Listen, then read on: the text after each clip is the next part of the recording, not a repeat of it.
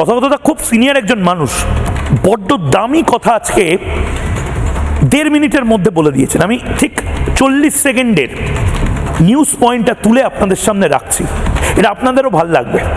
এই 100 বছরের জরাজীর্ণ যে মানসিকতা, সেটা থেকে আমরা বেরিয়ে আসছি, আসলে এটার সেলিব্রেশন ছিল আজকে।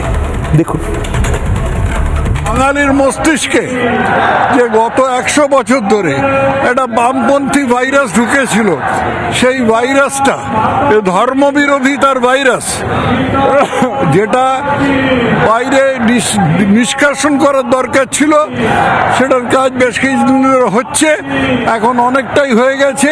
আজকে রাজ্যপাল সিভি আনন্দ বোস নিজে ইঙ্গিতপূর্ণ বক্তব্য রাখলেন, পরিত্রাণের কথা বললেন যারা ধর্মকে অবজ্ঞা করে তাদের ধ্বংস অনিবার্য। ধর্মকে কারা অবজ্ঞা করছে? মমতা বন্দ্যোপাধ্যায় আমন্ত্রণ পেয়েও আজ মমতা বন্দ্যোপাধ্যায় এলেন না। এই ঔদ্ধত্য বহুদিন কোনো মুখ্যমন্ত্রীর হয়তো হয়নি।